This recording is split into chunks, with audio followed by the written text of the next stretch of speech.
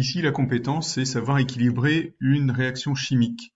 Équilibrer en nombre de moles, on dit, mais ici, on peut raisonner en termes d'atomes. Par exemple, cette réaction-là, dans les réactifs, on a un carbone, deux hydrogènes. Alors, quand il n'y a pas de chiffre, ça veut dire qu'il n'y en a qu'un. De même que dans une molécule, ici, on a du dioxyde de carbone, un carbone, deux oxygènes. Ici, elle est équilibrée, cette équation, puisqu'on a un carbone en réactif, on a un carbone en produit, deux oxygènes en réactif, deux oxygènes en produit. Donc on a égalité et équilibre des deux. Dans les autres, ce n'est pas le cas. Alors je ne vais pas les traiter là, on va aller voir plutôt des liens ici qui permettent d'obtenir ce qu'on appelle les coefficients stoichiométriques, c'est-à-dire les proportions de notre recette pour que ça fonctionne. Ma préférée, c'est Fête Colorado, on regarde ça tout de suite. Dans Fête Colorado, il y a deux possibilités, une façon de s'évaluer, quand c'est bien entraîné, puis une introduction qui nous montre pour trois situations, l'ammoniac, l'eau et le méthane. Ici, on a deux éléments, deux molécules, diazote, 2N, dihydrogène, et on obtient une molécule d'ammoniac, ici NH3. L'équilibre n'est pas obtenu parce que si on symbolise tout ça, si je mets une quantité de chaque dans ma recette, est-ce que j'obtiens une quantité équilibrée de ma molécule?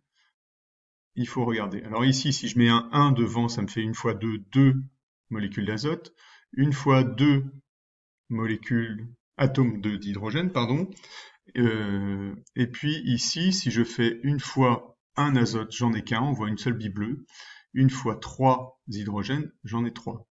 Donc j'ai un problème parce que ici, j'ai 2 atomes d'azote et je n'en obtiens qu'un. Dans ce cas-là, pour rééquilibrer ma balance, je peux commencer déjà par doubler ma quantité de molécules obtenues dans mes produits.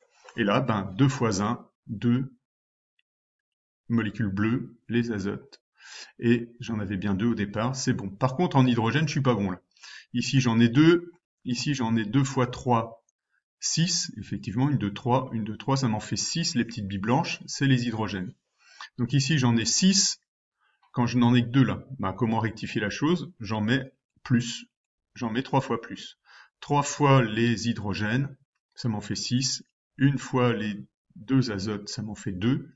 J'en obtiens bien 2 fois 1, 2. 2 fois 1, 2. Et 2 fois 3, 6. Ici, 3 et 3, 6. Ici, on a des outils qui peuvent être plus évocateurs. C'est les balances qui permettent d'avoir l'équilibre entre les atomes d'azote avant et après, les atomes d'hydrogène avant et après. Ou bien ici, on a un autre outil encore sous forme de quantité en barres. Si je joue sur les coefficients, je vois que je n'ai pas l'équilibre, je n'ai pas l'égalité, comme des histogrammes en statistique. À vous de voir ce qui vous est le plus agréable.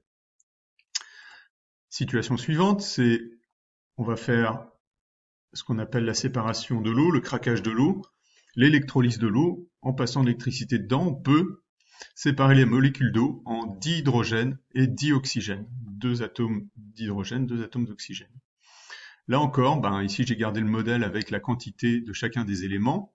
Si je mets une molécule d'eau, alors on pourrait dire une molécule, j'ai un atome d'oxygène, 2 atomes d'hydrogène. 2 hydrogènes, 1 oxygène. Il va falloir que je monte mes quantités ici. Alors ici, j'ai pas le choix, ça sera 1 fois 2 de toute manière. Ah ça tombe bien, c'est la même quantité d'hydrogène, je suis bon.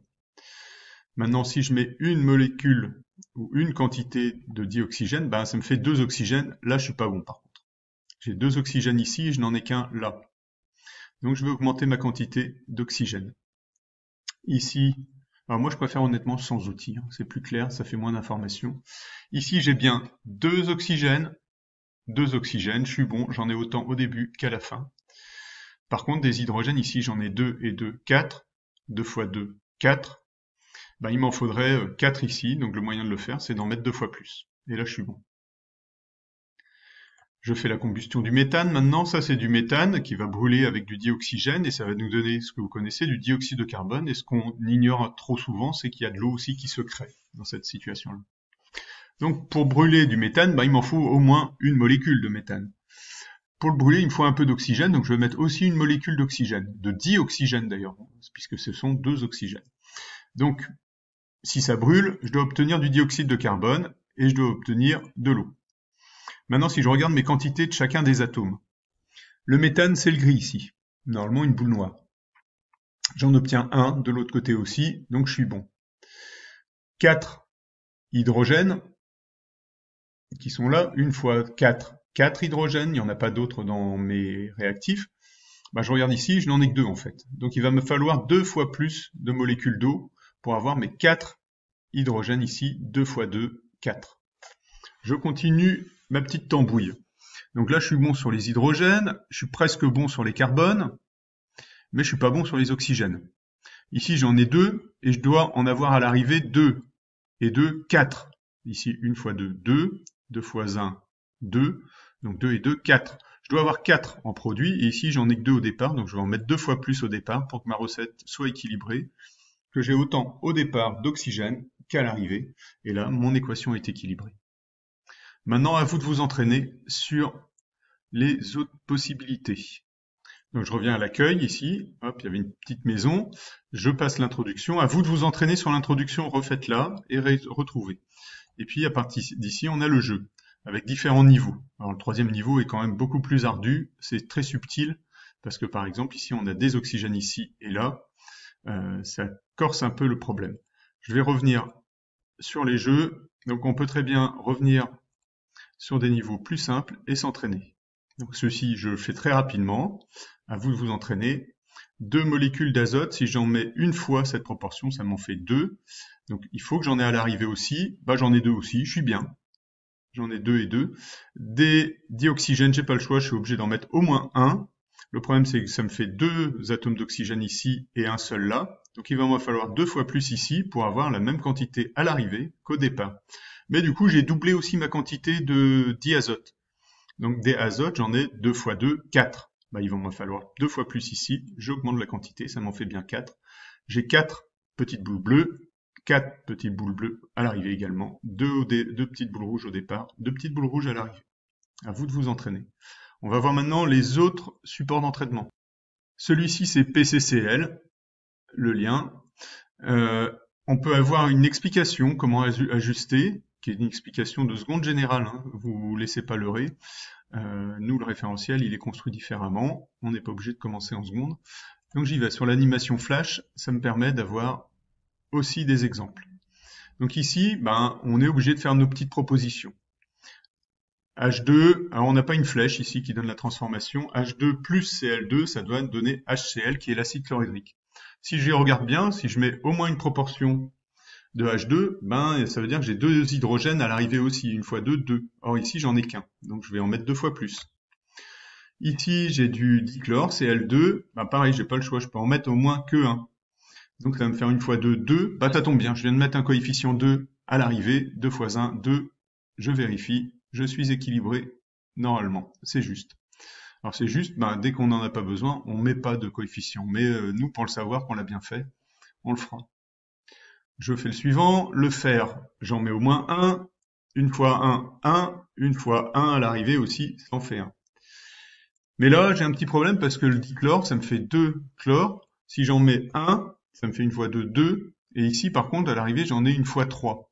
Alors la petite astuce pour ces trucs-là, ben, quand on a ces dissonances, c'est un peu comme les fractions. Si j'en ai 3 ici, et que 2 là, ben, dans ce cas-là, je vais échanger les coefficients pour avoir le même nombre. Ici, je vais mettre 3, 3 fois 2, 6. Et ici, je vais mettre 2. Je vais remplacer 2. 2 fois 3, 6. Ah bah dans ce cas-là, j'ai la même quantité de chlore. Par contre, j'ai plus la bonne quantité de fer. Donc je vais réajuster ma recette. Ici, 2 fois 1, 2. Ben, dans ce cas-là, il me faut changer ici par 2. 2 atomes de fer, 2 atomes de fer. 3 fois 2 atomes de chlore. 2 fois 3 atomes de chlore qui font 6.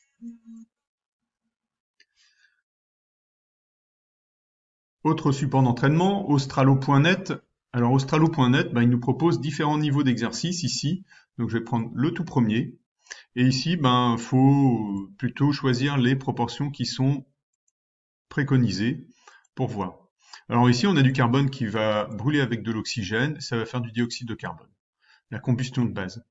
Donc si j'en mets aucun, ben, en réalité, ça change rien puisque un carbone, 2 oxygènes, ça marche. Ici, c'est de l'eau qu'on va transformer, qu'on va obtenir, H2O, avec du dihydrogène, dioxygène, déjà vu dans les exercices précédents, je vous laisse le refaire. Celui-ci, pareil, déjà vu. Ah, ici, on a du cuivre. Alors, du cuivre et du dioxygène doit donner de l'oxyde de cuivre, Cu. O. On voit au départ qu'on n'a qu'un seul cuivre, ben ok, chiche, un seul cuivre. Ici, du dioxygène, on en a un seul, mais ça va nous faire 2 oxygènes finalement. Or, à l'arrivée, il n'y en a qu'un seul. Donc ici, on va doubler à l'arrivée, ça va nous faire 2 fois plus d'oxygène, ce qui convient pour ici. Des cuivres, on va en avoir donc 2 fois, ben dans ce cas-là, on corrige ici, on en met 2, et ça va marcher. Situation d'en dessous. Le sodium, Sodium, on en a un au départ, il y en a 2 à l'arrivée, par conséquent, je vais en mettre 2 fois plus au départ, 2 sodium, 2 sodium. Du dioxygène, j'en ai 2 au départ. Or, j'en ai qu'un à l'arrivée. Donc, il va nous en falloir 2 fois plus ici. Et dans ce cas-là, je suis bon sur l'oxygène, 2 fois l'oxygène, 2 oxygènes. Mais je suis plus bon sur le sodium. Sodium, il y en a 2 fois 2, 4 maintenant. Donc, il m'en faut 4 au départ. Dihydrogène, Cl2, on l'a vu sur d'autres situations, mais je vais le refaire quand même. 2 hydrogènes, 2 chlore. Ici, j'en ai qu'un de chaque, il me suffit de doubler. Et je dois être bon. Je vérifie si je me suis pas planté quand même. Ah, j'en ai un d'incorrect. Zut alors. Ah bah oui, je les ai pas faits. Je vous ai dit qu'on pouvait les faire autrement. Voilà, c'était une introduction. À vous de vous entraîner. Refaites dès qu'on a déjà fait.